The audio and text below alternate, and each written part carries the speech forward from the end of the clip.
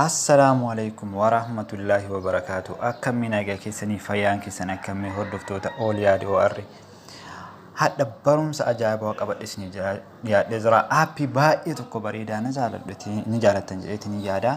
San dura maal gootu as dhuftanii YouTube kadhu kana keessanii seentu jechuudha.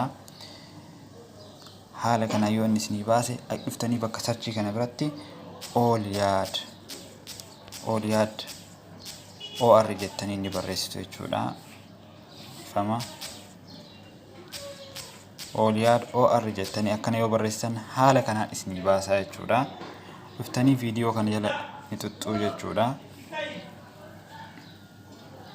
Haala kana yoo isinii baase maal gootu dhuftanii as bira tuttuu jechuudha. Subscribe bakka dhukana ni tuttuu. Achiin booda mallattoo tana tuttanii jechuudha. Notification isaan ni tuttuu. Achi all bakka itti tana ni tuttu jechuudha gubbaarra. Haala kanaan barumsa isiniif gadhiisu hundi isaayyuu isiniif gahaa. Likes ni gootu, shares ni gootu jechuudha.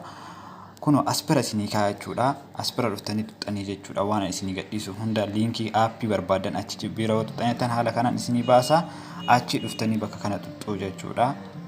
Bakka amala salphaadhaan waan barbaade isinii fiduu danda'a.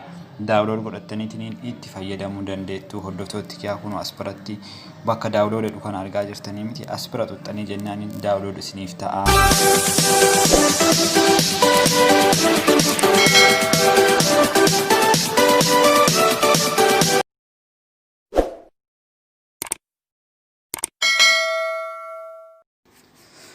Hadda barumsa qabadhe isiniif dhiyaadheetiin jira. Barumsa kana ni jaalattu dheetiin abdii qaba.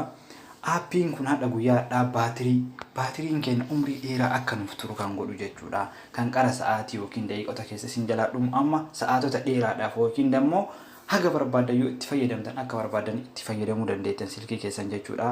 Baatiriin isin jalaa hin dhumu jechuudha. Kanaafuu mee aappicha kana waliin ilaallaa faayidaa baay'ee qaba. Fakkeenyaaf kunniin guutuun isaatu faayidaa qaba jechuudha. Kunniin marti isaa faayidaa takka takkaan isiniif agarsiisaa waa afur waliin ilaallaa jechuudha. Ammaaf kam ilaalla jechuudha. Mee ammaaf kana waliin haa ilaallu jechuudha. CPU cooler kana. Kunoo haala kanaan isinii baasa. Faayidaan isaa maal isiniif fakkaatee bilbilli keessan yeroo itti fayyadamtaniitiin isin jalaa akka isiniif qabbanaa'u isiniif godhaa jechuudha. Haala kanaan jechuudha cooling down godhaadha. Kanaaf haala kanaan mallattoo kana isiniif baasaa jechuudha. Isiniif qabbanaa'eetiin ni qabbanaa'a jechuudha. Gaafa yoo jedhe isiniif qabbanaa'a jechuudha. Kanaafuu kan biraa immoo kunoo mee as bira dhufnaa jechuudha. Junk cleaner kadhu kana jechuudha. Isarra dhoofneetiin yoo jennu haala kanaan nuuf qulqulleessaa jechuudha. Faayidaan bakka kanaa immoo faayiloota ija keenyatti hin mul'anne wantoota garaagaraa aappii yookiin akka waan dileet ta'eetiin ija keessanitti hin mul'anne isa kana isiniif qulqulleessaa. Faayiloota garaagaraa jechuudha. Kan chaarjii isin jalaa fixan aappii baakgiraawundiin isaa fa'aa chaarjii isin jalaa fixu waan akkanaa kanneen wanta osoo isinitti hin fayyadamne chaarjii isin jalaa fixu isiniif sirreessaa jechuudha. Akkasuma immoo mooddi kadhu kana bira immoo isa kanarratti faayidaan isaa immoo kan barbaada daddeeftanii jechuudha. As bira bakka sleep'etu jira.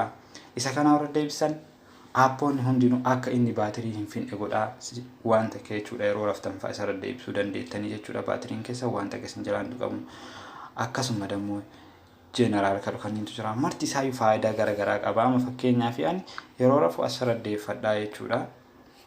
Ammaaf as bira kaa'eera mooddi kadhu kanarra kaa'ee jira jechuudha. Inni kun faayidaan isaa kanaa jechuudha. As bira dammoo ni dhuftanii jechuudha kunoo charge. Isa kana dammoo faayidaan isaa kunoo isa kana jechuudha. Taayimii meeqa taayim liftedha.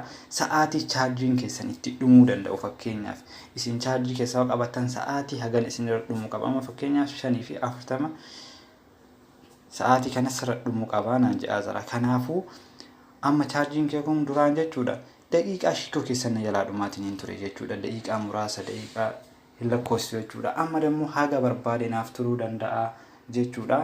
Kanaaf itti fayyadamaa